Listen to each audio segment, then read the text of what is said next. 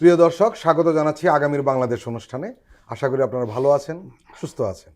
আজকে আমাদের সঙ্গে আলোচনায় রয়েছেন দুজন রাজনৈতিক বিশ্লেষক, ডক্টর সায়ন্ত সাখাওয়াত এবং ডক্টর ফয়জুল হক। আপনাদের দুজনকেই স্বাগত। ধন্যবাদ। আমরা শুরুতেই যাব ডাক্তার সায়ন্ত সাখাওয়াতের কাছে। ডক্টর সায়ন্ত, রাজনীতিতে একটা সহিংসতার রূপ আমরা দেখতে পাচ্ছি চারদিকেই। শুধু পরস্পর বিরোধী রাজনৈতিক দলগুলো নানান ধরনের সংঘর্ষে লিপ্ত হচ্ছে তাই নয়, বিএনপির মতো বড় দল নিজেদের মধ্যে সংঘর্ষে লিপ্ত হয়ে যাচ্ছে এবং ইতিমধ্যে তাদের নিজেদের মধ্যে সংঘর্ষে ৭৫ বেশি মানুষ নিহত হয়েছে।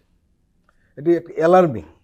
গোটা বিষয়টিকে আপনি কিভাবে দেখছেন? এইটা বাংলাদেশের রাজনীতির একটা আনফরচুনেট দিক বলবো, যে বাংলাদেশের রাজনীতিটা আসলে সবাই যারা রাজনীতি করেন ভালো মন্দ মিলিয়েই আছে, তবে মেজরিটির যে পারসেপশন সেটা হলো রাজনীতি করে হলো রাজনীতিটাকে কেউ ব্যবসা হিসেবে নেয়, কেউ ক্ষমতার প্র্যাকটিস করার মাধ্যম হিসেবে নেয়, তার যে পাওয়ার এক্সারসাইজ করা। এখানে রাজনীতিটা যদি দায়িত্ব পালনের মাধ্যম হিসেবে হতো, যে দেশের জন্য, দেশের মানুষের জন্য আমি দায়িত্ব পালনের সুযোগ দিলে দায়িত্ব পালন করব, মানুষ সুযোগ দিলে দায়িত্ব পালন করব, সুযোগ না দিলে তো কোনো কথা নাই। সেখানে ব্যক্তিগত লাভালাভের কোনো প্রশ্ন জড়িত নয়, এখানে কোনো ব্যবসা নাই, এখানে টিকে থাকা না থাকার সঙ্গে আমার সুবিধা প্রাপ্তি বা বঞ্চিত হওয়ার যে আকাশ পাতাল ব্যবধান সেটা নাই। ওই রকম হইলে আমরা যেরকম রাজনীতি প্রত্যাশা করি, যে হানাহানি, খুনোখুনি, রেষারেষি, একে অপরকে ল্যাং মারা, সেটা থাকতো না। যেটা পৃথিবীর সভ্য দেশগুলোতে যেখানে রাজনীতিতে এরকম একটা ব্যালেন্স আছে, সেখানে এগুলি হয় না। তো বাংলাদেশ সহ পাশের দেশে ইন্ডিয়া, ভারত, অনেক দেশেই এটা যেটা হয় যে রাজনীতি করলে ব্যবসার রাজনীতি সমর্থক হয়ে গেছে অনেকটা, যে রাজনীতি করা মানে তার অন্য কোনো পেশা থাকা লাগে না, তিনি রাজনীতি করেন এই পেশা, এবং এই পেশা থাকার কারণেই তিনি কোটি কোটি টাকার মালিক হতে পারেন, তিনি অনেক ক্ষমতার ভাগিদার হতে পারেন এবং অন্যদের উপর নিপীড়ন করতে পারেন, খবরদারি করতে পারেন, অন্যদের অপদস্থ করে পার পেতে পারেন, অন্যকে অন্যায়ভাবে নিগৃহীত করলেও তার কিছু হবে না, এরকম একটা পৈশাচিক আনন্দ উপভোগ করতে পারেন।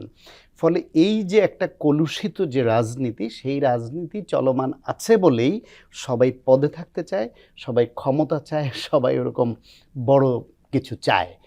এখন সেই কালচার থেকে যেদিন আমরা বের হয়ে আসবো সেদিন এগুলি থাকবে না।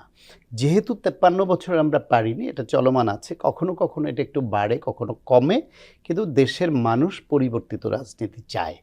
সেই ক্ষেত্রে রাজনীতিকে যদি এরকম আনা যায় যে একসময় ধরেন রাজনীতি ব্যবসায়ীরা ব্যবসা করত, পলিটিশিয়ানরা, আইনজীবী, শিক্ষক, চিকিৎসক, সাংবাদিক, আর যারা সরাসরি পলিটিক্সকেই পেশা হিসেবে নিয়ে আজীবন লেগে আছে, এরা করতো রাজনীতি। পরে আস্তে আস্তে এরকম হলো যে যারা শুধু ব্যবসায়ী রাজনীতি করে না, তারা ওই রাজনীতিবিদদেরকে বকরা না দিলে ব্যবসাটা হয় না। তখন সে দেখলো যে আমি যদি রাজনীতিবিদ হয়ে যাই তাহলে তো বকরা না দিয়েই ব্যবসাটা আরও বাড়িয়ে ফেলতে পারি, সুতরাং আমার রাজনীতিতে ঢুকতে হবে। এরকম নানাবিধ কারণ আছে, আমি একটা কারণ বললাম, সেভাবে ব্যবসায়ীরা রাজনীতিতে অনেকে ঢুকে গেল। আবার রাজনীতিবিদরা দেখলো না, এখন তো আর ব্যবসায়ীদের কাছ থেকে বা বিভিন্ন গ্রুপের কাছ থেকে এইভাবে নেওয়াটা ঠিক হচ্ছে না, বা ওরাও রাজনীতি করছে, তাহলে আমি শুধু রাজনীতি করে তো এখন আমার তো একটু অবস্থান আগের মতো হচ্ছে না, বরং আমি একটা ব্যবসা শুরু করি। তখন এই রাজনৈতিক পদ ব্যবহার করে, রাজনৈতিক ক্ষমতা ব্যবহার করে সেও টেন্ডার, ব্যবসা, নানান রকমের বালু কাটা, মাটি কাটা, এমন কিছু না, এমনকি ময়লা ভাগিদার হওয়া, জুট ব্যবসার ভাগিদার, এইসব রাজনীতিবিদরা অনেকে শুরু করলো। এইভাবে ব্যবসা রাজনীতি একাকার হয়ে গেল। এখন যেহেতু এর সঙ্গে ক্ষমতা, অর্থ যুক্ত হয়ে পড়লো এইরকমভাবে, তাহলে সেখানে তার টিকে থাকার জন্য মাসল পাওয়ার একটা গুরুত্বপূর্ণ বিষয় হয়ে দাঁড়ালো, তার অস্ত্রের ঝনঝনানিটা একটা গুরুত্বপূর্ণ উপাদান হয়ে দাঁড়ালো, যে আমাকে তো ভয় পেতে হবে, না হলে আমাকে তো আমার প্রতিপক্ষ এই পদে থাকতে দিবে না। তখন সেখানে একটা আধিপত্য বিস্তারের মতো একটা বলয় তৈরি করে। এই যে এই একটা বলয়, ওই একটা বলয়, তখন এখানে যেহেতু আদর্শটা গৌণ, মুখ্য হয়ে যায় ক্ষমতা এবং বাণিজ্য, অর্থবিত্ত, সেইখানে আদর্শ গৌণ হওয়াতে তখন এক দল আর ভিন্ন দল তখন আর ম্যাটার করে না। ম্যাটার করে আমার স্বার্থ হানি ঘটাচ্ছে কে, তার সঙ্গে আমার যুদ্ধ হবে, তাকে পরাস্ত করে আমার আধিপত্য বিস্তার করতে হবে। এই আধিপত্য বিস্তারের খেলায় তখন আভ্যন্তরীণ কোন্দলে যে হতাহত, সেই প্রতিযোগিতায় নেমে পড়ে। বাংলাদেশের পাওয়ার পলিটিক্সে যারা যুক্ত, যেসব দলগুলা পুঁজিবাদী রাজনীতি করে, তাদের কিন্তু এই বুর্জোয়া রাজনীতির এইটা একটা একদম অনুষঙ্গ আছেই। এখন এইখান থেকে বের হয়ে আসা যে অসম্ভব তা না, বের হয়ে আসতে হলে রাজনীতির পরিবর্তন করতে হবে। আমরা যে এত সংস্কারের কথা বলছি, এত কিছু বলছি, এখনো পর্যন্ত আমি সরকারের তরফ থেকে বা সংস্কার নিয়ে যারা তারা কথা বলছেন, তাদের তরফ থেকে রাজনৈতিক দলগুলোর আভ্যন্তরীণ সংস্কার নিয়ে কি করা যায়, কি করলে দলগুলোর এই ধরনের এই অসুস্থ প্রতিযোগিতা রাজনীতি থেকে বের হয়ে আসতে পারবে, কি করে তাদের নেতৃত্ব নির্বাচনটা গণতান্ত্রিক প্রক্রিয়ায় আরও আনা যায়, কি করলে শিক্ষিত তারুণ্য নির্ভর আরও ভালো রাজনীতি আনা যায়, সেই সব বিষয় নিয়ে কোনো গাইডলাইন প্রস্তুত করা, সে বিভিন্ন দলকে সহযোগিতা করা, দলের সঙ্গে তাদের ভিউজ এক্সচেঞ্জ করা, সেইগুলো নিয়েও কিন্তু কোনো তোড়জোড় আমার চোখে পড়ছে না। অন্যান্য সংস্কারই তো মানতে পড়ছে না। চাচ্ছে না রাজনৈতিক দলগুলো। যদি আভ্যন্তরীণভাবে রাজনৈতিক দলগুলোর সংস্কার না হয়, তাহলে তারা ক্ষমতায় আসলেও অন্যান্য সংস্কার, কোনো সংস্কারই টিকবে না, যেহেতু তাদের আভ্যন্তরীণ সংস্কারটা হয় না। সেই জন্য সরকারের দায়িত্ব না, রাজনৈতিক দলগুলোর দায়িত্ব। রাজনৈতিক দলগুলোরও দায়িত্ব, যেহেতু সংস্কারের উদ্যোগটা মোস্টলি এখন গভর্নমেন্ট ওরিয়েন্টেড অ্যান্ড প্যাট্রোনাইজড, তারা বসছে বিভিন্ন গ্রুপের সঙ্গে কথা বলছে, সেই জন্য রাজনৈতিক দলগুলো তারা তো তাদের স্বার্থের বলয় রক্ষা করবার জন্য এর অনেক কিছুই তারা করতে চাইবে না। কিন্তু যদি আপনি ভেতরের গণতন্ত্র চর্চা, গঠনতন্ত্রকে আরও গণতান্ত্রিকরণ করা, সেটাকে মানতে বাধ্য করা, সেগুলি যদি আপনি ফ্রেমওয়ার্কের মধ্যে, রাষ্ট্রীয় ফ্রেমের মধ্যে আনতে না পারেন, তাহলে তারা তো তাদের মতো প্র্যাকটিস করে তাদের লাভ চাইবে। সুতরাং শুধু তাদের উপর ছেড়ে না দিয়ে এই বিষয়টা আলাপ আলোচনা হওয়া দরকার। সেই হিসেবে বিভিন্ন রাজনৈতিক দলের মধ্যে যে গঠনতন্ত্র, গণতন্ত্র, তাদের যে রিক্রুটমেন্ট পলিসি, মেম্বারশিপ রিক্রুটমেন্ট, বিভিন্ন পদায়ন, এইসব বিষয়ে যে নীতিমালা দরকার, আধুনিক বিশ্বে রাজনৈতিক দলগুলো কিভাবে চলে, কিভাবে হয়, সেই বিষয়ে সরকারের সংস্কার নিয়ে যারা কাজ করছেন তাদের দায়িত্ব হলো এ বিষয়ে প্রস্তাবনা এবং গাইডলাইন দেয়া। কারণ তারা তো চাচ্ছে একটা ভালো উন্নততর রাজনীতির দিকে এগোতে। নিশ্চয়ই রাজনৈতিক দলগুলোর মধ্যে ভালো মন্দ মিলিয়েই আছে, যেটা বললাম, অনেকেই চান এই পরিবর্তনটা হোক। তখন যারা পরিবর্তনটা চায় তাদের ভয়েসটা রেইজ করা সহজ হয়, তারা একটা শক্তি পায়। সেই জন্য রাজনৈতিক দলগুলোর মধ্যে এই সংস্কার যতদিন না আসবে, রাজনীতি এবং ব্যবসা যতদিন একাকার করে ফেলার এই পথ থেকে আমরা বেরোতে না পারবো, ততদিন পর্যন্ত বুর্জোয়া পাওয়ার পলিটিক্স করা, ক্ষমতাকেন্দ্রিক রাজনীতি করা দলগুলোর এই হানাহানি, আভ্যন্তরীণ কোন্দল, অন্য দলের সঙ্গে কোন্দল, এগুলো থামবে না। ডক্টর ফয়জুল হক, গত 15.5 বছরে স্বৈরাচারের শাসনের কারণে কেউ কেউ বলছেন যে রাজনৈতিক দলগুলোর মধ্যে আওয়ামী খাসলত ঢুকে পড়েছে, তারা সেখান থেকে বেরিয়ে আসতে পারছে না। সর্বশেষ 10 বছর আওয়ামী লীগ নিজেরা নিজেদের মধ্যে কিন্তু মারামারি করতো, তখন বিএনপি মাঠে নেই, জামাত মাঠে নেই, কিন্তু তারা মারামারি থেকে দূরে সরে যায়নি। আমরা একই চেহারা দেখছি এখন। রাজনৈতিক যে সিস্টেমটা থাকা দরকার, সেই সিস্টেমটা বাংলাদেশে ওয়ার্ক করে নাই, এবং সে কারণেই একনায়কতন্ত্র একটি প্ল্যাটফর্ম বাংলাদেশে তারা গঠন করেছে, যে কারণে ওই একের মধ্যেই মারামারি, কোন্দল, ব্যবসা বাণিজ্য নিয়ে, টেন্ডারবাজি নিয়ে সব কিছুতে তারা সবসময় লিপ্ত থাকতো। বাংলাদেশের পরিস্থিতি হচ্ছে, আপনি কিন্তু পরিবেশকে কখনো এড়িয়ে আপনি নিজে একা একা মানুষ হতে পারবেন না। আওয়ামী লীগ যে সিস্টেমটা গত 16 বছর ডেভেলপ করেছে, আপনি ঘুমিয়ে থাকলেও আপনার কাছে ভাইরাসটা এসে পৌঁছবে, এবং সেটাই হয়েছে। বাংলাদেশের গত 53 বছরের প্র্যাকটিস, যেটা আমাদের দেশের রাজনীতিবিদরা করেছে, রাজনৈতিক নেতাকর্মীরা করেছে, যেটা আমাদের সায়ন্ত ভাই একটু আগে উল্লেখ করলেন, যে পরিস্থিতিটা আমাদের রাজনৈতিক অঙ্গনটাই তো আমাদের কোনো ধরনের ওই অর্থে পরিবর্তন করার জন্য যে মানসিকতা থাকা দরকার, যে ট্রেন আপ থাকা দরকার, যে ধরনের জ্ঞান বিজ্ঞান চর্চা হওয়া দরকার, বা বিদেশে যে ধরনের প্র্যাকটিস হয় সেটা আমার দেশের এস্টাবলিশড হওয়া দরকার, সেগুলো তো হয়নি। এখন হয়নি কেন? আমাদের যারা এদেশে রাজনীতি করে, প্রথমেই তাদের টার্গেটটা থাকে, আমি রাজনীতি করব নিজের জন্য, মানে আমি কিছু খাবো, এস্টাবলিশড হব, আমার একটা বাস কোম্পানি থাকবে, একটা দোকান থাকলে ওই দোকানটারও আগে চিন্তা থাকে, দোকানটা এস্টাবলিশ করতে হলে আমার একটা পদ লাগবে, আমার একটা কমিটিতে ঢুকতে হবে। এই যে কমিটি বাণিজ্য, পদ বাণিজ্য, তার উপর ভিত্তি করে তার বাংলাদেশের যত সোশ্যাল ওয়ার্ক সে করুক, ওটার সাথে তার লিঙ্ক আপটাই জড়াই দেয় পলিটিক্স, অথচ এটা হওয়ার কথা না। যেখানে সোশ্যাল ওয়ার্ক সেখানে সোশ্যাল ওয়ার্ক থাকবে, নন পলিটিক্যাল পার্সনও সেখানে সেম ফ্যাসিলিটিস ভোগ করবে। কিন্তু যেখানে রাজনীতি থাকবে মানুষের জন্য, মানবতার জন্য। আপনার রাজনৈতিক যে থিম থাকবে, তার যে একটা নিজস্ব ম্যানিফেস্টো থাকবে, সেটা নিয়ে সে কাজ করবে। পেশাজীবী সংগঠনগুলোর যে মর্যাদা ছিল রাজনৈতিক দলগুলোর উপর কিংবা প্রভাব ছিল, সেটি কিন্তু এখন নেই। কারণ হলো পেশাজীবী সংগঠনগুলো সবাই রাজনৈতিক দলের পদধারীরা, শেখানো নেতা। লেজুর ভিত্তি ছাড়া এখন পেশাজীবী সংগঠনেরও কোনো পদ পাওয়া যায় না বাংলাদেশের। আপনার যে যখন ক্ষমতায় আসে, বিগত দিনে তো এটা একদম শেষ করে ফেলেছে, বাট আপনি যদি কম্পেয়ার করেন সব পার্টির উপরই, তাহলেও দেখবেন আপনি যে দলই করেন না কেন, ওই পেশাজীবী সংগঠনগুলো ওই দলেরই কোনো না কোনো নেতা গিয়ে বিশেষ করে 3টি সংগঠনের কথা আমি উল্লেখ করতে চাই, কারণ এগুলো খুবই গুরুত্ব। এটা হলো সাংবাদিকদের সংগঠন, এটা হলো ডাক্তারদের সংগঠন, আর এটা হলো আইনজীবীদের সংগঠন। আপনি লক্ষ্য করবেন যারা এই পদগুলির শীর্ষস্থানে রয়েছে, নেতৃত্ব দিচ্ছে, তারা সবাই দলেরও গুরুত্বপূর্ণ পদে রয়েছে। রাইট। এখন এই তিনটে যে আপনি গুরুত্বপূর্ণ জায়গা বললেন, এই তিনটেই হচ্ছে বাংলাদেশের মেরুদণ্ড। অথচ এই মেরুদণ্ডটাকেই ধ্বংস করে দিচ্ছে। আপনার চিকিৎসা বলেন, সাংবাদিকতা বলেন, আইনজীবী বলেন, এই জায়গাগুলো তো বাংলাদেশের প্রত্যেকটি মানুষের স্বাধীন জায়গা। সে ঢুকবে, সে কোনো দলের পরিচয় ছাড়াই সেবা পাবে, সে স্বাধীনভাবে সেখান থেকে বিচার পাবে, আইন পাবে। কোনো কিছুই তো তাহলে হচ্ছে না। আপনার চিকিৎসা সেবা থেকে শুরু করে যদি সবকিছুই দলীয় ভিত্তিতে হয়, তাহলে তখন তো আর এই দেশের কোনো শান্তি, যেটা সুন্দরভাবে আপনি চালাতে চাচ্ছেন, সেটা পাবেন না। আমি যে আলোচনায় ছিলাম সেটা হচ্ছে আমাদের রাজনৈতিক দলগুলোর মধ্যে ওই মানসিকতাই নেই। এবং মানসিকতা নাই যে, সেটা নিয়ে তাদের গবেষণাও নেই যে আমার এই মানসিকতা নেই, আমাকে পরিবর্তন করতে হবে, আমার নেতাকর্মীদেরকে ট্রেনিং দিতে হবে, তাদেরকে এই মর্যাদার ভিত্তিতে বা এই গুণাগুণের ভিত্তিতে আমি তাদেরকে পদপদবি দিতে হবে, সেই জিনিসটা এখনো নেই। জুলাই বিপ্লবটা কেন সংগঠিত হলো? জুলাই বিপ্লবের কিন্তু ছাত্র জনতার দাবি এটাই ছিল যে সমস্ত মানুষ কিন্তু শেখ হাসিনার সকল অত্যাচারের উপরই ভিত্তি করে কিন্তু তারা ফুঁসে উঠেছে। এটা এমন না যে শুধুমাত্র একদিনের কোনো একটা বিষয়কে পুঞ্জীবিত করে তারা এসেছে। তো শেখ হাসিনার সেই জায়গাটার, ক্ষোভের জায়গাটা যদি আপনি একটু তদন্ত করেন, তাহলে দেখবেন যে শেখ হাসিনা বাংলাদেশের প্রত্যেকটা অর্গানগুলোকে ধ্বংস করেছে।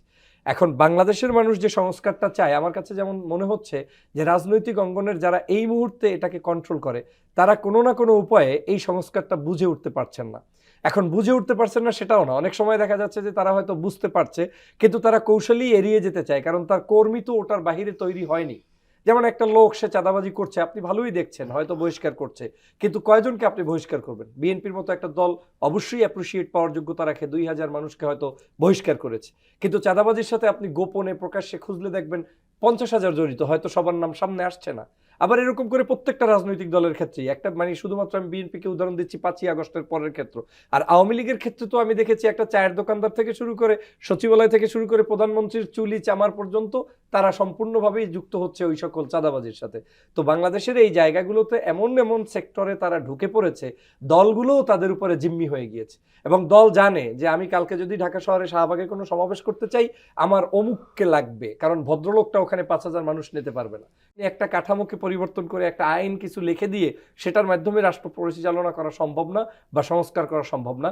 রাজনৈতিক দলগুলোকেও তার স্বপ্রণোদিত হয়ে এই জায়গায় এন্টার করার একটা বেসিক যে আপনার কি বলে সিস্টেম চালু করে দিতে হবে, যে এই লয়ের ভিত্তিতে আমার কর্মী এখানে থাকতে পারবে, এই আইনের ভিত্তিতে নেতা হতে পারবে। সেটা যতক্ষণ পর্যন্ত না করবে, ততক্ষণ পর্যন্ত আপনি ভদ্র, পরিমার্জিত, ভালো, সভ্য কোনো মানুষকে এই দলের ভিতরে পাবেন না। আপনি যদি একটু উদাহরণ দিয়ে বলি যে এখন যুব সমাজ কি চায়, ছাত্র সমাজ কি চায়, রাজনৈতিক দলগুলো কি বোঝে না? ভালোই বোঝে, সব টকশো শোনে, আলোচনা শোনে, তারপরেও তারা কেন জানি প্রতিপক্ষ মনে করে। আমরা যা চাই, জনতা যা চায়, এটাকে তাদের শরীরের ভিতরে একটা কাটা মনে করে। কেন তোমার কাটা মনে করার কি আছে? জনতার যে দাবি, সেই দাবিটা আপনি পূরণ করেন। কিন্তু সমস্যাটা হচ্ছে তারা ভয় পাচ্ছে যে জনতার দাবির দিকে যদি আমি ধাবিত হই, আমার যে শক্তিশালী নেটওয়ার্কগুলো রয়েছে, তারা যদি আবার এখান থেকে মনে কষ্ট পেয়ে বের হয়ে যায়, তাহলে আমার দল দুর্বল হয়ে যাবে, অন্য কেউ এসে আবার ভালো কিছু করবে। এ কারণে এটাকে আপনি শর্ট টার্মের মধ্যে যে একটা পরিবর্তন করবেন, আমি বাংলাদেশের কালচারে সেটা কোনোভাবেই মনে করি না। এটা আমি আশাহত, কিন্তু আশান্বিত হতে চাই। কিন্তু আশাহত এজন্য যে আমার মনে হচ্ছে যে এই যে সিস্টেমটার ভিতর থেকে এখনো বের হতে পারলাম না। তো একটা দলে যদি 75 জন পার হয়, কালকে তো দেখলাম জামাতেরও 3 জন পারিবারিক দ্বন্দ্বের কারণে হোক মারা গিয়েছে, কিন্তু গিয়েছে তো একটা দলের। এই অবস্থানটা থেকে যদি বের হতে আমরা সত্যিই না পারি, তাহলে বাংলাদেশের এই যে 2000 মানুষ শহীদ হয়েছে, এগুলো দিয়ে আগামীর বাংলাদেশে আপনি কোনো কিছু হবে না। আরো 10 বছর পরে আবার 2000 মানুষ যাবে যেতে যেতে। সেজন্য আমি যে পয়েন্টটা বলতে চাই সেটা হচ্ছে আমাদেরকে দলের ভিতরে আমাদেরকে এডুকেশন চর্চা করতে হবে, সেখানে আমাদের পিপলদেরকে ঢুকাতে হবে ট্রেন আপের ভিত্তিতে, এবং ট্রেনিংগুলো হতে হবে দেশপ্রেমের উপরে ভিত্তি করে, এবং যাদের নিড না, যেমন পলিটিক্সে টাকার জন্য আমি ঢুকছি এই চিন্তাটাই যখন থাকবে তখন আপনি দুর্নীতিবাজ অটোমেটিক হবেন। কিন্তু যে লোক পলিটিক্সে ঢুকবে যে না আমি সমাজের জন্য কিছু করব, রাষ্ট্রের জন্য কিছু করব, আমার ওন আর্নিং পলিসি আছে, তখন সেই মানুষটা দ্বারা সমাজের উপকার হবে। না হয় আমরা কিন্তু এই বর্জ্য রাজনীতি থেকে বের হতে পারবো না। ডক্টর সায়ন্ত, নির্বাচন নিয়ে কথা হচ্ছে, কবে নির্বাচন, কখন নির্বাচন, রুটম্যাপ। আমরা একদম মোটা দাগে লক্ষ্য করছি যে বিএনপি দ্রুত নির্বাচন চাচ্ছে, জামাত এবং এনসিপি তারা নির্বাচন ধীরে চাচ্ছে, যে সংস্কার হোক তারপর নির্বাচন। কিন্তু একটা তো প্রয়োজন পড়বেই শেষ পর্যন্ত, যে সবার ঐক্যমত হতে হবে যে কবে নির্বাচন চাই। 18 সালে নির্বাচনে ঘাড়ে ধরে কৌশল কোণে আনা হয়েছিল, সেটাকে ইনক্লুসিভনেস বলে না। ইনক্লুসিভনেস হচ্ছে ওইটা যে নির্বাচনী মাঠে সবাই লেভেল প্লেইং ফিল্ড পাবে, নির্বাচনের প্রচারণা থেকে শুরু করে সমস্ত কিছুতে আইনসম্মতভাবে সমান অধিকার ভোগ করবে এবং সবাই সমানভাবে ভোট চাইতে পারবে, কাজ করতে পারবে। কৌশল করে ঘাড়ে ধরে ট্র্যাপে ফেলে নির্বাচনে আনলেন, আনার পরে রাতে ভোট নিয়ে গেলেন। So that was not also inclusive. সুতরাং আপনি শুধু 14 আর 24কে বলবেন না, 18 ওই অর্থে ইনক্লুসিভ ছিল না। 24 সালে এসে যখন আওয়ামী লীগ দেখলো যে তাদের গণ্ডি আরও ছোট হয়ে আসছে এবং কেউ যাচ্ছে না, তখন ইনক্লুসিভনেস নিয়ে তাদের এই বুদ্ধিজীবী নামধারী যেসব লোক বা রাজনৈতিক বিশ্লেষক বা নির্বাচন কমিশন, তাদের দিয়ে এরকম একটা কথা বলবার চেষ্টা করলো যে রাজনৈতিক দল যদি অংশগ্রহণ নাও করে, তাহলে অংশগ্রহণমূলক নির্বাচন না হইলেও ভোটাররা যদি ভোট দিতে আসে তাহলে এটা পার্টিসিপেটরি ইলেকশন হবে, কারণ ভোটাররা তো ভোট দিয়েছে, কে অংশগ্রহণ করলো না থেকে যে আর এক নতুন কৌশল নিল। সেখানেও কিন্তু দেখা গেল আসলে ইনক্লুসিভনেস না থাকার কারণে ঠিক ওইটা কোনো ইলেকশনই হলো না। এখন এই গণঅভ্যুত্থানে পরাজয়ের মাধ্যমে পতিত স্বৈরাচার কেউ পালিয়ে গেছে, কেউ দেশের মধ্যে পালিয়ে আছে। সেই অবস্থায় আওয়ামী লীগের নিবন্ধন বাতিল হবে কি না এটা নিয়ে আলোচনা আছে। আওয়ামী লীগ আদৌ নির্বাচনে ব্যাক করতে পারবে কি না সেটা নিয়ে অনেকের সন্দেহ আছে, আলোচনা আছে। আমরা আপাতত ধরে নিচ্ছি বাংলাদেশের রাজনৈতিক বাস্তবতায় আসলে এই নির্বাচনে আওয়ামী লীগের অংশগ্রহণের সুযোগটা খুবই সীমিত। আওয়ামী লীগের আগামী নির্বাচনে অংশগ্রহণটা প্রায় অসম্ভব এবং অপ্রাসঙ্গিক। গণঅভ্যুত্থানের পক্ষের যে স্টেক হোল্ডার যারা আছে, সেই পলিটিক্যাল ফোর্সগুলির মধ্যে প্রধান ফোর্স নিঃসন্দেহে বিএনপি, বড় দল, অতীতে একাধিকবার রাষ্ট্র পরিচালনার দায়িত্ব পেয়েছিল এরকম একটা দল, তার সঙ্গে আছে জামায়াত ইসলাম, একটা শক্তিশালী দল। তাদের পার্সেন্টেজ বা ভোটারের সমর্থনের দৃষ্টিতে অত বড় দল না হলেও তাদের সংগঠিত এবং কর্মী বাহিনীর কারণে তারা একটা শক্তিশালী দল। তারা বৃহৎ, ওই অর্থে বৃহৎ দল না হলেও শক্তিশালী দল, এটা সত্য, কর্মী নির্ভর। এনসিপি যেটা হলো এই তারুণ্য নির্ভর নতুন, তাদের পক্ষেও এখনো পর্যন্ত এরকম নির্বাচনে গেলে বোঝা যাবে তারা কেমন সমর্থন পায়, কিন্তু এখনো পর্যন্ত তাদের একটা এক্সিস্টেন্সি মাঠে আছে এবং তারা এই তিনটা দলের নাম বলতে গেলেও বিএনপি, জামায়াত ইসলাম, এনসিপি, এখন এই তিনটা কিন্তু গণনার মধ্যে কাছাকাছি চলে আসে। সেই ক্ষেত্রে যদি এইরকম পরিস্থিতি দাঁড়ায় যে কোনো একটা দল, সে যত বড়ই হোক, তারা নির্বাচন চাইলো, বাকি দুইটা তিনটা বা একাধিক দল তারা বলল যে the environment and the condition of the country is not favorable for election, তখন তারা যাইতে চাইল না। তখন কি হবে? তখন একটা দল যত বড়ই হোক তারা ইলেকশন করলে সেটা ইনক্লুসিভ ইলেকশন কিন্তু হচ্ছে না, হবে না। ফলে এই গণঅভ্যুত্থানের পক্ষের শক্তির মধ্যে যদি সমঝোতার ব্যাপক ঘাটতি হয়, যুদ্ধংদেহী হয়, শত্রুতায় পরিণত হয়, প্রতিশোধ পরায়ণ হয় একে অপরের প্রতি, তাহলে সেটার খেসারত কিন্তু ওই ইলেকশনেও গিয়ে পড়তে পারে এমনভাবে যে তখন এই ইলেকশনটা বিলম্বিত হতে পারে এবং যেটা বাংলাদেশের গণতন্ত্রকে ক্ষতিগ্রস্ত করতে পারে। আমি ব্যক্তিগতভাবে মনে করি যে নির্বাচন কেন্দ্রিক গণতন্ত্র হচ্ছে সেরা গণতন্ত্র যদি নির্বাচনটা অর্থবহ হয়। ফলে অর্থবহ একটি নির্বাচনের মাধ্যমে সত্যিকার জনপ্রতিনিধিরা যখন দেশ পরিচালনা করতে পারবে এবং তারা খারাপ করলে জনগণ যাতে ভোটের মাধ্যমে আবার জবাবটা দিতে পারে, অথবা রাস্তায় প্রোটেস্ট করেও তারা জবাবটা গণতান্ত্রিকভাবে দিতে পারে, ওই পরিবেশ যখন আসবে সেটাই হচ্ছে আমার কাছে বেস্ট ডেমোক্রেসি। এবং সেইটা হওয়ার জন্য ওই নির্বাচনটা হতে হবে, বা আমি নির্বাচনের পক্ষে। এবং নির্বাচনটা অনুষ্ঠিত হতে গেলে যে স্টেক হোল্ডারদের সমর্থন দরকার, একমত হওয়া দরকার, সংস্কারের জন্য একমত হওয়া দরকার, তাদের মধ্যে বিভেদটা যেইভাবে খুব বেশি বেড়ে যাচ্ছে, দ্যাট ইজ অলসো অ্যালার্মিং। রাজনীতিটা এমন জায়গায় আনতেই হবে যে আপনি আমার প্রতিদ্বন্দ্বী, প্রতিযোগী, কিন্তু আপনি আমার শত্রু না। আপনার সঙ্গে আমার ব্যক্তিগত সম্পর্ক থাকতেই হবে। ভিন্ন আপনার আদর্শ আছে, আপনার আদর্শে আপনি রাজনীতি করেন, আমার আদর্শে আমি রাজনীতি করি। তাই বলে আমরা দুই ভাই এক বিছানায় শুইতে পারবো না, কথা বলতে পারবো না? আগের দিনের দেখেন আপনি রাজনীতিতে একদম চিরবৈরী বিভিন্ন দল ছিল, এরকম রাজনীতির মাঠে অনেক বৈরিতা। দিন শেষে এসে রাতের বেলা তারা দেখা করতো, ক্লাবে বসতো, আড্ডা দিত, চা খেত, টেলিফোনে কথা বলতো, বিভিন্ন দেশের কল্যাণে প্ল্যানিংয়েও অংশগ্রহণ করতো। সেইগুলি কিন্তু রাজনৈতিক কালচারটা আমরা হারিয়ে ফেলছি। ফলে এখন এই যে বিভিন্ন গণঅভ্যুত্থানের পক্ষের শক্তি, এদের মধ্যে যে সহমর্মিতা দরকার, সমঝোতা দরকার, সহাবস্থান দরকার, সেইটা বেশি ক্ষতিগ্রস্ত হলে আলটিমেটলি দেশ ক্ষতিগ্রস্ত হবে, গণতন্ত্র ক্ষতিগ্রস্ত হবে। প্রিয় দর্শক, আমরা এখন একটি বিরতি নিচ্ছি, আপনারা আমাদের সঙ্গেই থাকুন।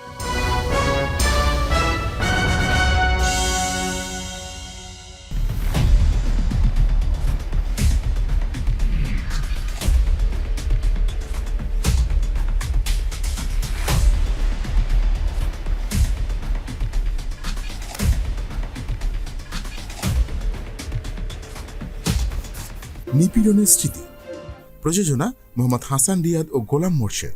দেখবেন প্রতি শুক্র ও শনিবার সন্ধ্যা 7টায়।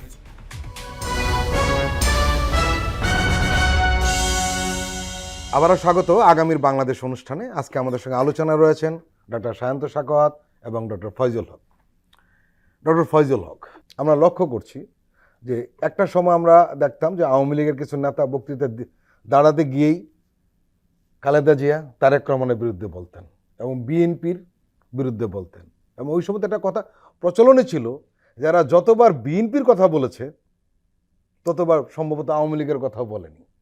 আমরা সেই পরিবেশটি চাই না, কিন্তু দুর্ভাগ্যক্রমে এখন আমরা লক্ষ্য করছি যে রাজনৈতিক দলগুলো যখন বক্তব্য রাখে তখন কেউ কেউ স্পষ্টভাবে বলে, কেউ ইশারা ইঙ্গিতে বলে, কিন্তু পরস্পরের বিরুদ্ধে বিশুদ্ধটা এখন মূল বক্তব্য হয়ে দাঁড়িয়েছে। আপনি দেখেন 5 তারিখের জুলাই বিপ্লবের মাঠে যে ঐক্যটা ছিল, এতটুকু ঐক্য, এতটুকু সহনশীল আচরণ যদি আমাদের মধ্যে থাকে, তাহলে বাংলাদেশের রাজনীতি উন্নতির দিকে ধাবিত হবে, কোনো সন্দেহ নেই। কিন্তু 5 তারিখের পর থেকে কিন্তু আস্তে আস্তে 1 মাস 2 মাস যেতে যেতে যেতে যেতে আবার আমরা পূর্বের দিকে ব্যাক করছি, যেটা কোনোভাবে সুন্দর হবে না। আপনি দেখেন রাজনীতিতে অবশ্যই আমাদের প্রতিযোগিতা থাকবে, প্রতিদ্বন্দ্বী প্রার্থীর সাথে আমার ডিবেট হবে, আলোচনা হবে, কথা হবে, মানুষকে জানাতে হবে আমি কি চাই, সে বলবে সে কি চায়, জনগণ তারপরে ব্যালট পেপারে সিদ্ধান্ত নেবে, এই দুজনের মধ্যে থেকে যাকে ভালো মনে করবে তাকে ভোট দিবে। কিন্তু আমাদের তো এই ধরনের একটি ঐক্য থাকা দরকার, ঐক্যমত থাকা দরকার, দেশের স্বার্থে, দেশের ধর্মীয় সেন্টিমেন্টের মানুষদেরকে নিরাপত্তা দেওয়ার স্বার্থে, সামাজিক জায়গায় দায়বদ্ধতার স্বার্থে, সব কিছুতে আমাদের প্রত্যেকটি রাজনৈতিক দলের মধ্যে একটা ইন্টারকানেকশন দরকার। এবং এই ইন্টারকানেকশনটা আসলে মূলত ফুটে ওঠে সামাজিক কৃষ্টি কালচারের মাধ্যমে। যেমন আপনার পারিবারিক একটা অনুষ্ঠান, সেখানে পর্যন্ত আওয়ামী লীগ বাছাই করে তারপরে আওয়ামী লীগ লোক ছাড়া অথবা ওই দলের লোক ছাড়া কেউ দাওয়াত পায় না। এই যে একটা এত ব্যাড, এটা কোনোভাবে এটাকে কোনোভাবে আপনি কোনো সাংবিধানিক ভাষায় রূপান্তরিত করতে পারবেন না, যেটা কোন ধরনের বক্তব্য। আমার একটা সামাজিক বিবাহের আয়োজনে, সামাজিক একটা অনুষ্ঠানে আপনাকে শুধু দল বিবেচনায় আমি ডাকবো না, এর চেয়ে প্রতিহিংসা, এর চেয়ে খারাপ কোনো কাজ আর বাংলাদেশে থাকতে পারে না, যেটা বাংলাদেশে হচ্ছে। ইভেন যেই সকল নেতারা এই সকল আয়োজন করে, তারা আবার আর চোখে তাকায় আমার আশেপাশে কোনো আমার ওই বড় ভাইয়ের চোখে খারাপ সেই লোকটাকে ভুলে দাওয়াত দিয়ে বসলাম কিনা, আমার আবার পথ চলে যায় কিনা, এই যে মানসিকতাটা তৈরি হয়েছে। তো বাংলাদেশের সবচেয়ে এখন বর্তমান সময় আওয়ামী লীগ যেহেতু পালিয়ে গিয়েছে, এটাকে আমি অপ্রাসঙ্গিকই মনে করি। আওয়ামী লীগ নাই এজন্য, আওয়ামী লীগ যদি জেলেও থাকতো, শেখ হাসিনা যদি পালিয়ে না গিয়ে এই বাংলাদেশের গণভবনেই থাকতেন, সেখান থেকে যদি কেউ তাকে অ্যারেস্ট করতেন, তারপরে তিনি বিচার প্রক্রিয়া মেনে নিতেন, আমি বলতে পারি তিনি রাজনীতিতে অ্যালাইভ, সে এখানে থাকবেন, প্রাসঙ্গিক থাকতেন। তো তিনি তো নিজ দায়িত্বে চলে গিয়েছেন কাউকে কোনো নোটিশ দেয়া ছাড়া। তার মতো করে চলে গিয়েছেন, তার বাচ্চারা কে কোথায় আছে, তার সন্তানরা কে কোথায় আছে, কিচ্ছু সে জানে না। আর এদেশের সাথে তার রাজনৈতিক কোনো বিবেচনায়, কোনো ভাষায় তাকে আপনি ফালাতে পারবেন না। বাংলাদেশের সবচেয়ে জনপ্রিয় বড় দল খালেদা জিয়ার নেতৃত্বে বাংলাদেশ জাতীয়তাবাদী দল, জামাত ইসলামী বাংলাদেশের আরেকটি বড় রাজনৈতিক এবং জনপ্রিয় দল। এর সাথে অন্যান্য ছোট ছোট রাজনৈতিক দল আছে, ইসলামী আন্দোলন, ডান, এখন নতুন হয়েছে নতুন NCP এনসিপি আছে। এই যে এনসিপি সহ বিভিন্ন রাজনৈতিক দল আছে, এই রাজনৈতিক দলগুলোর মধ্যে আমি মনে করি তাদের মধ্যে একটা সম্পর্ক ডেভেলপ করা উচিত, এবং এই সম্পর্কটা হওয়া উচিত জাতীয়তাবাদ, ধর্মীয় মূল্যবোধ, সামাজিক মূল্যবোধ এবং রাষ্ট্রের বিশেষ কিছু বিষয়ের উপর ভিত্তি করে, যে আমরা যাই বলি এটা বলবো। দেখেন, জনসমাবেশে কিন্তু আমাকে কিছু না কিছু আপনার বিরুদ্ধে বলতেই হবে, কিন্তু সেই বিরুদ্ধাচরণটা যেন এমন না হয় যে আওয়ামী ফ্যাসিস্ট যে ভাষা ব্যবহার করেছে সেই ভাষায় আপনি গালিগালাজ করলেন। একজন নেতার বক্তব্য এরকমও শুনলাম, বক্তব্য দিতে গিয়ে প্রতিপক্ষকে ঘায়াল করতে গিয়ে বললেন যে বাংলাদেশের কোনো আলেম, ওলামা, ইসলামপন্থী, ইমামকারী, মুয়াজ্জিন তারা কারোর কাছে ভোট চাইতে পারবে না। তো বাংলাদেশের একজন ব্যক্তির রিক্সাওয়ালা, ভ্যানওয়ালা, গরুর গোস্ত বিক্রিওয়ালা, সবজিওয়ালা ভোট চাইতে পারে, ভোট দিতে পারে, নাগরিক অধিকার এবং তার কথা বলার অধিকার আছে। ইমামকারীর কেন থাকবে না? এগুলো তো স্বৈরাচারী শব্দচয়ন, এগুলো তো আওয়ামী লীগ রেখে গিয়েছে। তো এই যে শব্দচয়নগুলো শুরু হয়েছে, এটা আমাদের দেশের জন্য অবশ্যই সুন্দর না। এটা যদি চলমান থাকে তাহলে এই দেশের শান্তি আপনি কোনোভাবে পাবেন না।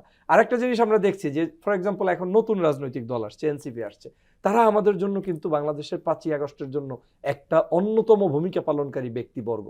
হতে পারে দল গঠন করেছে তাই বলে তিনি আমার শত্রু হবে, কিন্তু মনে রাখতে হবে এই এনসিপি কিন্তু এসেছে বিধায় আপনি আমি এখন কথা বলার জন্য রাস্তায় বের হতে পারছি। 5ই আগস্ট সংগঠিত না হলে আপনার আমার ভূমিকা কি থাকতো? 29 সাল পর্যন্ত আমি কি করতে পারতাম?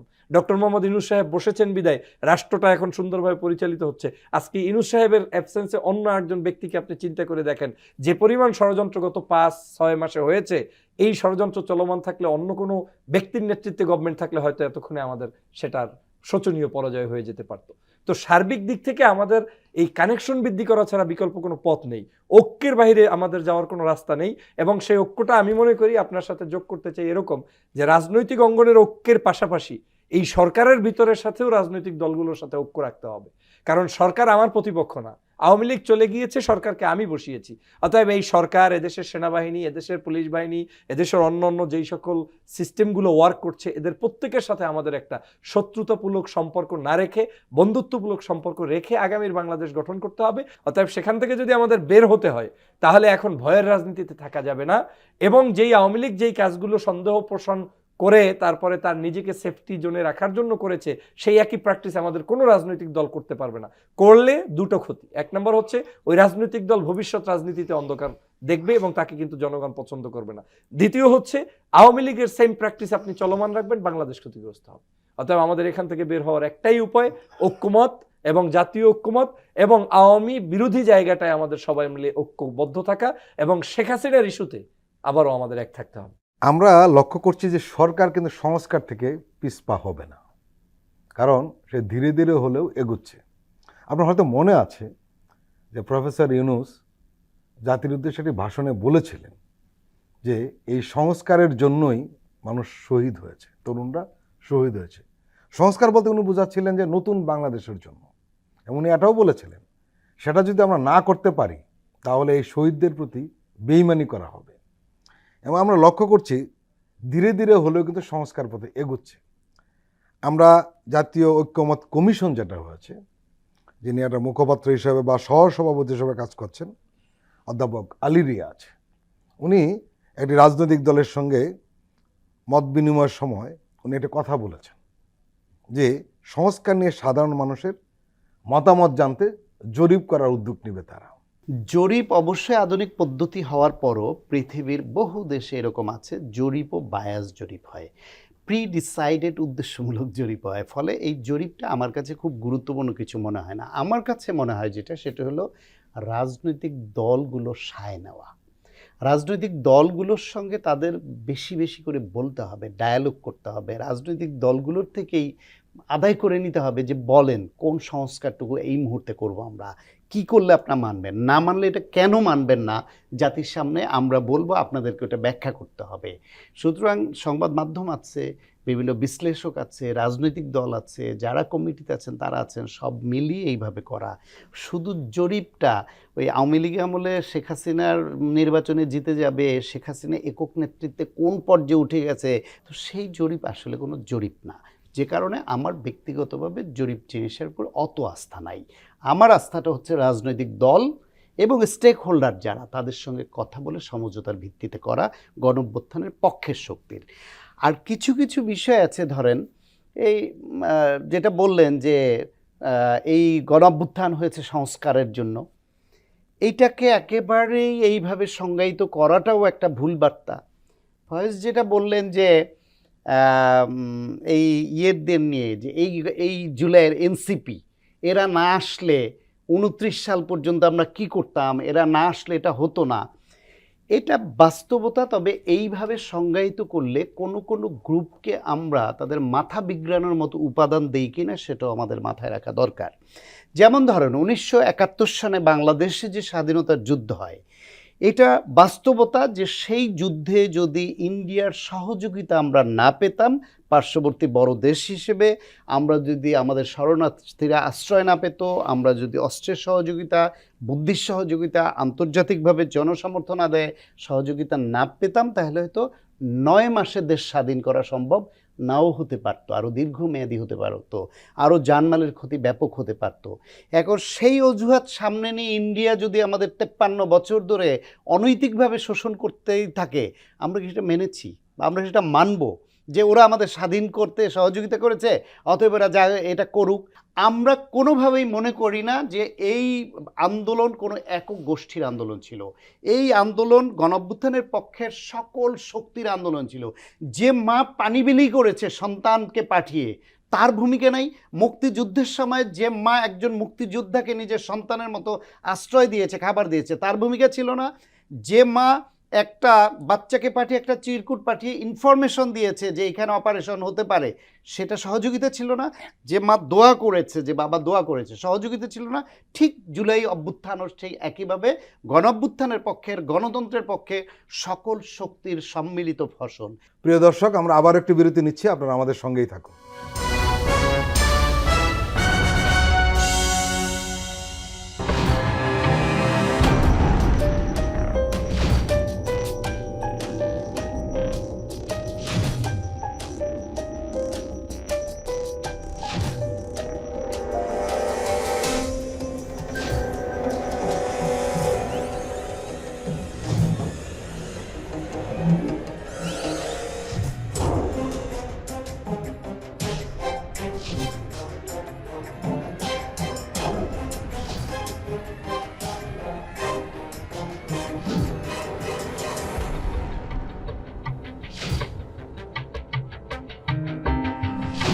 কেমন আছে অর্থনীতি দেখবেন প্রতি সোম ও মঙ্গলবার রাত 10:20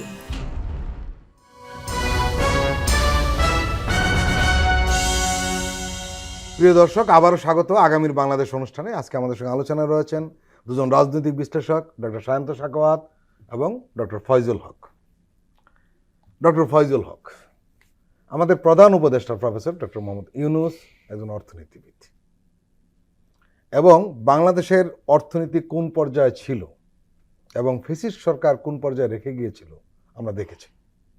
একদম শেষ প্রান্তিক অবস্থা চলে গিয়েছিল আমাদের যে রিজার্ভ, এবং আরেকটু নেমে গেলে আমরা একদম দেউলিয়া হয়ে যাওয়ার উপক্রম হয়ে যেতাম। ডলারের দাম বাড়তে ছিল, ব্যাংকগুলি একদম ফাঁকা হয়ে গিয়েছিল লুটপাটে। কিন্তু সেখান থেকে আমরা ঘুরে দাঁড়িয়েছি, নিঃসন্দেহে বড় ধরনের ঘুরে দাঁড়ানো। রিজার্ভ বেড়েছে, ব্যাংকগুলো এখন অনেকটা স্বাভাবিক, ডলারের দাম আর বাড়েনি। আর এবছর তো আমরা নিত্যপণ্যের যে মূল্য দেখলাম রোজার মধ্যে, অত্যন্ত স্বস্তিদায়ক। আসলে অর্থনৈতিকভাবে কোনো দেশ যদি ডেভেলপ না করে তাহলে অনেকগুলি সংকট দেখা দেয়।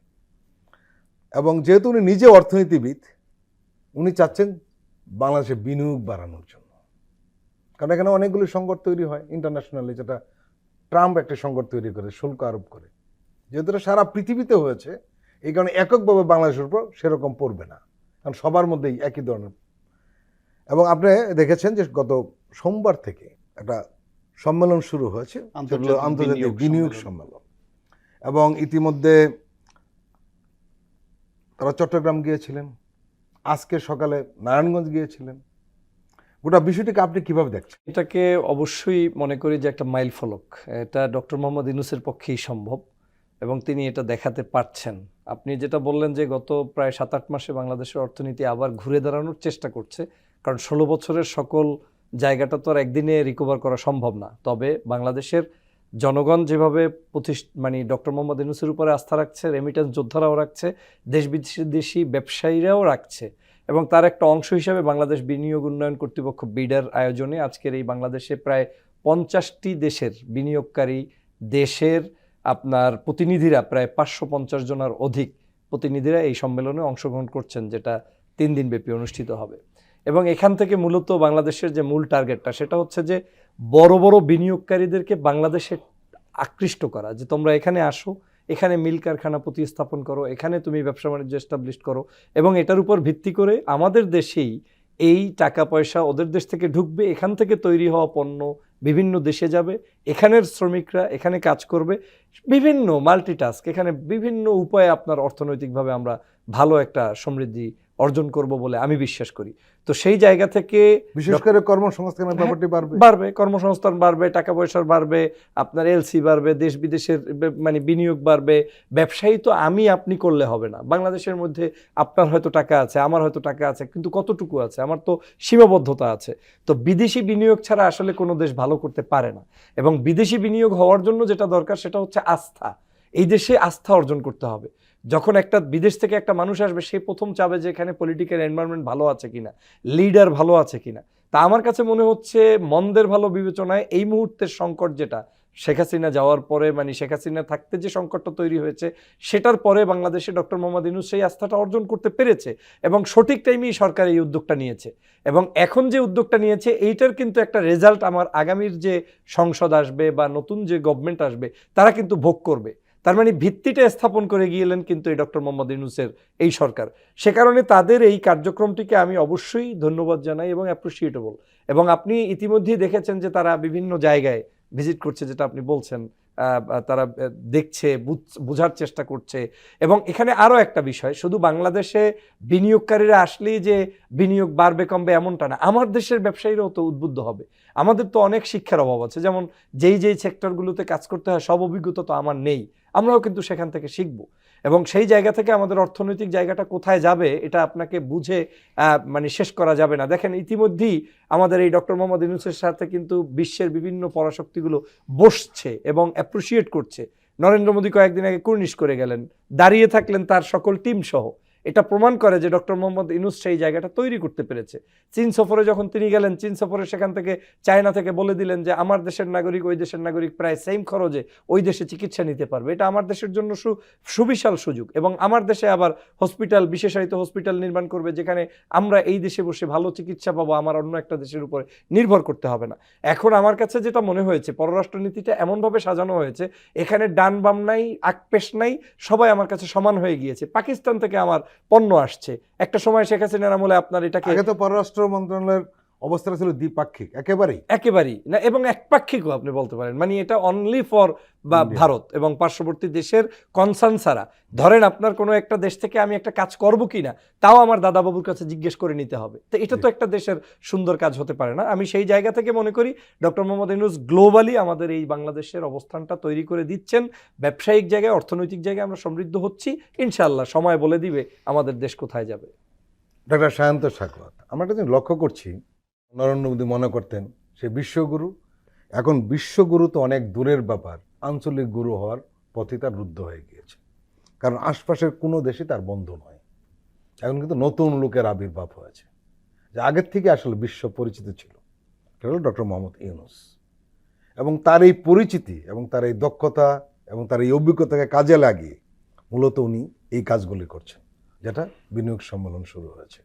আপনি বিষয়টি কিভাবে দেখছেন? না, ডেফিনেটলি ডক্টর ইউনূসের যে উচ্চতা, সেটা পৃথিবীর বহু বড় বড় রাষ্ট্রের খুব ক্ষমতাবানদেরও নাই। রাইট। তাকে সারা পৃথিবী মানে, তার অর্থনীতির বিভিন্ন কনসেপ্ট, তার মাইক্রো ক্রেডিট, তার বিভিন্ন বিষয়ে অনেকে খুব আগ্রহী এবং পৃথিবীর অনেক শক্তিধর দেশও তার ফর্মুলা ফলো করে ফলপ্রসূ হচ্ছে, ভালো করছে। আর তার ব্যক্তিগত বন্ধু সারা পৃথিবীতে ইনফ্লুয়েন্সিয়াল অনেক বন্ধু আছে। সেই বিবেচনায় তিনি এই যে বিনিয়োগ সম্মেলন যেটা, এটাকেও সফল করছেন। মিয়ানমারের সঙ্গে প্রাথমিক আলোচনা তো অন্তত হয়েছে যে 1,80,000 অন্তত তোর ফেরত যাওয়ার যোগ্য বলে মিয়ানমার স্বীকার তারা করেছে। স্বীকার করেছে তাদের নাগরিক স্বীকার করেছে যে 1,80,000 ফেরত যাওয়ার যোগ্য, মানে তাদের ওই দেশের বৈধ নাগরিক। এখন 2 দিন আগে পরে কিভাবে পাঠানো যায় সেটা একটা। ইন্ডিয়ার সঙ্গে যে সমস্যাটা এক্সিস্ট করছে সেইখানে এই বিমস্টেক সম্মেলনে তার কিছুটা ভিন্ন চিত্র আমরা দেখেছি। যেটা বললেন যে চায়না সফরটাও খুব দৃঢ়তার সঙ্গে যে বক্তব্য দিয়েছেন ডক্টর ইউনূস, সেই ক্ষেত্রে বাংলাদেশের কূটনৈতিক পজিশনটা অনেক উচ্চতায় উঠে গেছে। এটা শুধু সাউথ ইস্ট এশিয়া বা এশিয়া না, সারা পৃথিবীর নজর কেড়েছে তার এই বক্তব্য, তার কথা, তার অবস্থান।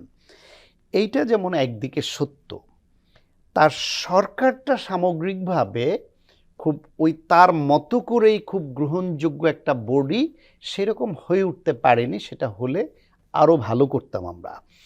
আর বিনিয়োগের বিষয় যেটা, একজন মানুষ বিনিয়োগ করার আগে প্রথমেই ভাবে তার বিনিয়োগকৃত অর্থের নিরাপত্তা, নিঃসন্দেহে। সেই নিরাপত্তা, এই নিরাপত্তার জন্য স্ট্যাবিলিটি খুব গুরুত্বপূর্ণ। স্ট্যাবিলিটি সাধারণত অনির্বাচিত সরকার যতদিন থাকে ততক্ষণ পর্যন্ত খুব বেশি স্ট্যাবিলিটি আসবে কি আসবে না নিশ্চিত হতে পারে না অনেকে। একটা সরকার নির্বাচিত হলে অন্তত বুঝে যে 5 বছরের জন্য নির্বাচিত হয়েছে, সে চেষ্টা করবে অন্তত আমি এখানে 5 বছর এইভাবে চলতে পারবো। ফলে অনির্বাচিত সরকার হইলে এরকম একটা অনিশ্চয়তা থাকে। দ্বিতীয় হলো আমাদের রাজনৈতিক শক্তিগুলোর মধ্যে, যেটা আমরা প্রথম দ্বিতীয় পর্বে আলোচনা করেছি, যে এরকম অনৈক্যের সুর মাঝে মাঝে পাচ্ছি। এই অনৈক্যের সুরটা যত প্রকট হবে, বিনিয়োগকারীদের মধ্যে ওইটাও কিছুটা অনাস্থা তৈরি করতে পারে যে বাংলাদেশের রাজনৈতিক শক্তিগুলোর মধ্যে যে অনৈক্য, নির্বাচন নিয়ে এদের মধ্যে যে অনৈক্য, ফলে এই শক্তিগুলা ডক্টর মোহাম্মদ ইউনূসের সরকারকে কতটা সহযোগিতা করবে, অথবা তারা নিজেদের মধ্যে কতটা দ্বন্দ্ব সংঘাতে জড়িত হবে, পরিবেশ তৈরি হবে কিনা, ফলে আমি এখনই বিনিয়োগ করব, তার ফেট কি হবে, এরকম অনেক প্রশ্ন জড়িত। তো টাকা তো মানুষ অনেক কষ্ট করে উপার্জন করে, ফলে অনেক ভেবেচিন্তে বিনিয়োগ করে এরকম বড় বিনিয়োগগুলা। বাংলাদেশে কাজের পরিবেশ আছে, বাংলাদেশের ম্যান পাওয়ার খুব অল্প দামে কেনা যায় এবং কিছু ইনফ্রাস্ট্রাকচারও আছে। এই যে কোরিয়ান ইপিজেড প্রথম বিদেশি প্রতিনিধি দল সফর করতে গেল, অনেকের হয়তো মনে আছে কিনা, এই কোরিয়ান ইপিজেড 1995 সালে প্রতিষ্ঠিত হয়েছে, প্রথম খালেদা জিয়ার প্রথম সরকারের সময় তার হাত ধরে হয়েছে। এরকম অনেক জায়গায় অনেক সুবিধা আছে, পরেও বিভিন্ন সরকার করেছে। কিন্তু বিনিয়োগের জন্য ডেকে আনা, আকৃষ্ট করার জন্য এটা স্ট্যাবল করতে হলে রাজনৈতিক শক্তিগুলোর সঙ্গে স্ট্যাবিলিটি, যেটা সমঝোতা, এইটা গুরুত্ব দিতে হবে।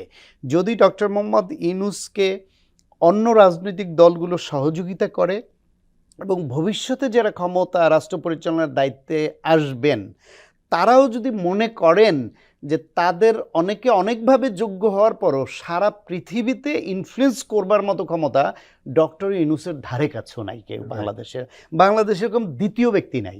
ফলে ডক্টর ইউনূসকে কাজে লাগিয়ে এখন যেরকম তিনি মূল চালিকা শক্তিতে আছেন, না থাকলে তাকে যদি সম্মানের সঙ্গে স্বাধীনভাবে কাজ করার সুযোগ দেওয়া হয় দেশের জন্য, নিশ্চয়ই তিনি দেশের জন্য করবেন এবং এইরকম দেশের অনেক বড় বড় বিনিয়োগ, অনেক কাজে তিনি সহযোগিতা করবেন। ফলে যেটা সম্মেলন হচ্ছে অত্যন্ত ভালো উদ্যোগ।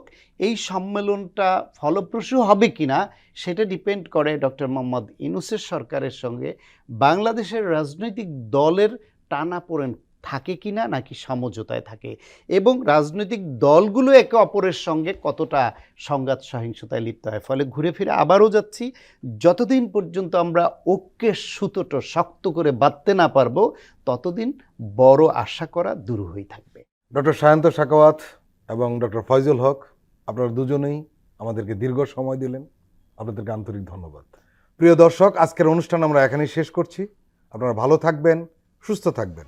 আল্লাহ হাফেজ।